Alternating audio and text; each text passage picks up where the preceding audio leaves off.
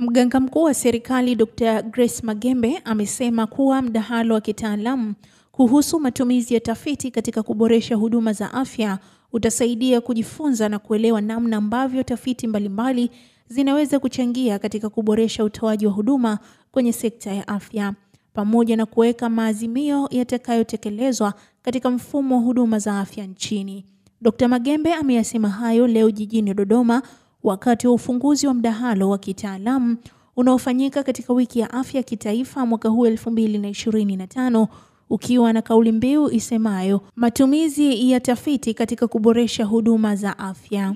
Kama nilivyosema, tuliona kwamba sisi kama wanataaluma au kama wataalamu wa sekta ya afya hatuwezi kuadhimisha siku ya afya duniani au wiki ya afya bila kuwa na forum kama hii ambayo inawaleta wanataaluma lakini pia inawaleta watafiti mbalimbali kuweza kujadili mambo ya msingi ambayo yanahusu sekta yetu ya afya, na tukiangalia zaidi kauli mbiu ambayo inatuambia tulipotoka, tulipo na tunapoelekea. Kwa hiyo Mheshimiwa mgeni rasmi, forum hii imeleta washiriki mbalimbali kutoka kwenye taasisi za umma, lakini taasisi binafsi, vyuo pamoja na taasisi nyingine mbalimbali ambao watakaa hapa kwa siku hii moja ya symposium. Lakini lengo letu kubwa, symposium hii itakuwa ni platform ambayo tutapata mawasilisho mbalimbali, mawasilisho ambayo yatajikita kwenye maeneo mbalimbali katika sekta ya afya, lakini pia tutapata nafasi ya kubadilishana uzoefu, kubadilishana mawazo kama wataalamu. Wengine wameshaanza, kuna maeneo ambayo kuna mtu anafanya vizuri zaidi kuliko mwenzake. Kwa hiyo ni sehemu ambayo pia itatusaidia kuweza kushare uzoefu na kuona ni namna gani tutaweza kufanya vizuri zaidi na kuipeleka sekta yetu ya afya mbele. Lakini pia Mheshimiwa mgeni rasmi, kwenye forum hii tutapata nafasi ya kujifunza best practices pia. Kuna mambo ambayo kuna watu wanafanya vizuri zaidi ukiacha tafiti, lakini hata katika utendaji ule wa kawaida. Kwa hiyo pia tutatoa room kwa ajili ya kuweza kujifunza.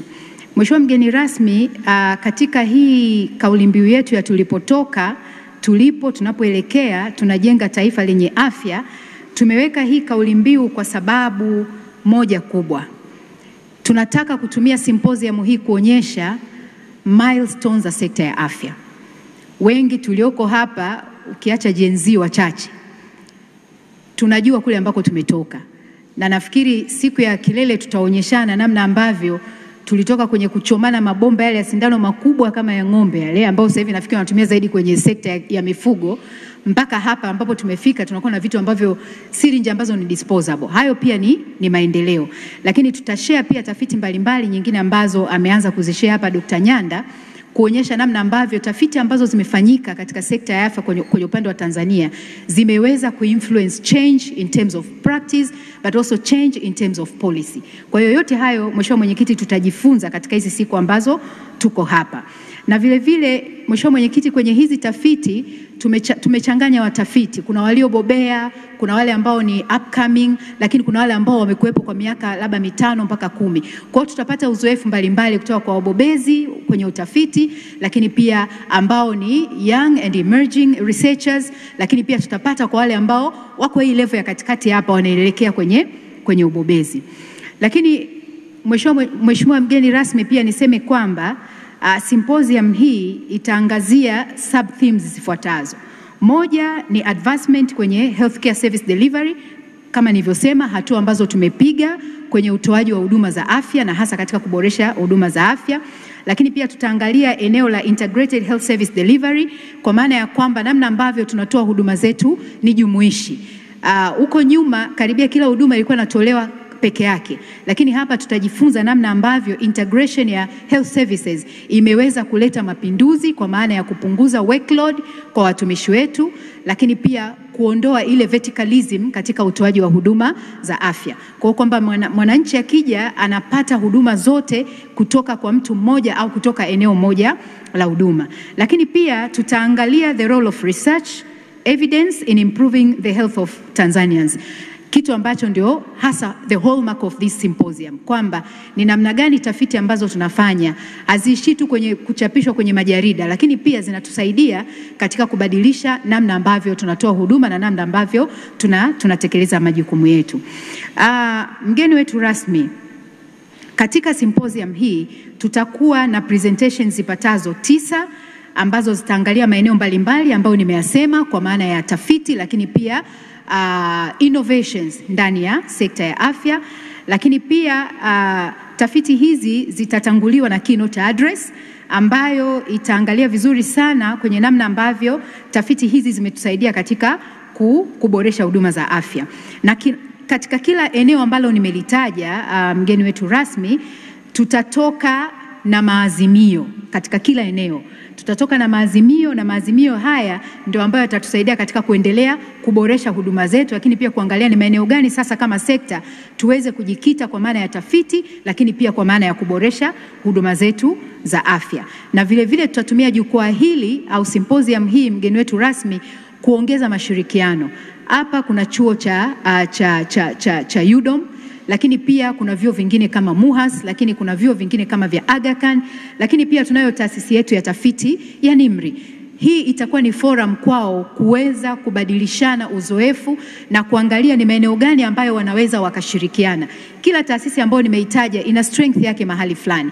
Kwa hiyo ni wakati wa kuangalia ni strength ya nani itatumika katika kuboresha kitu gani. Kwa kutakuwa kuna a lot of networking kati ya vyuo vyetu, lakini pia kati ya wataalamu wakiwepo wanaotoa tiba na wale ambao wako kwenye maeneo ya tafiti.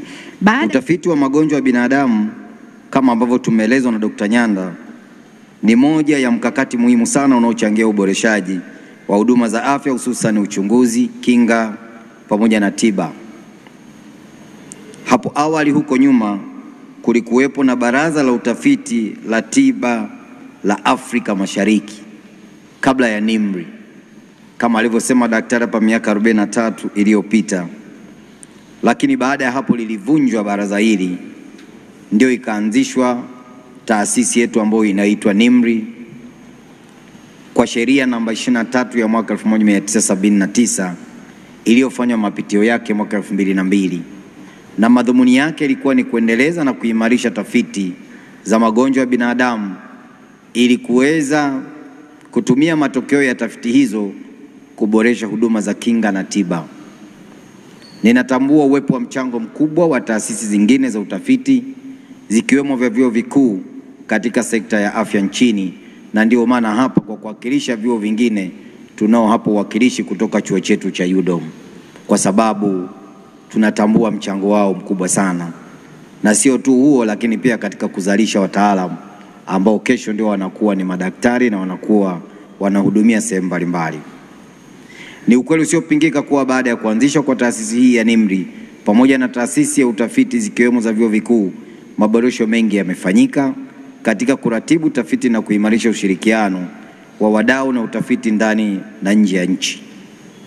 Aidha, serikali kupitia taasisi za utafiti zikiwemo za vyuo vikuu zimeimarisha mtandao wa ushirikiano na wadau wa ndani na nje ya nchi, kutoka wadau chini ya 10 mwaka 1980 hadi kufikia wadau 100 katika nchi 50. Haya ni maendeleo makubwa. Aidha, miradi mingi ya utafiti imetekelezwa mpaka sasa katika maeneo ya malaria, kifua kikuu, ukimwi na tafiti za magonjwa mengine. Tafiti za kupambana na mbu waenezao malaria zimechangia katika kubadili tiba ya malaria kutoka dawa mbalimbali. Tukumbuke tulikuwa na chloroquine, kwa wale ambao hawajazitumia ilikuwa ni dawa moja ambayo ni chungu sana.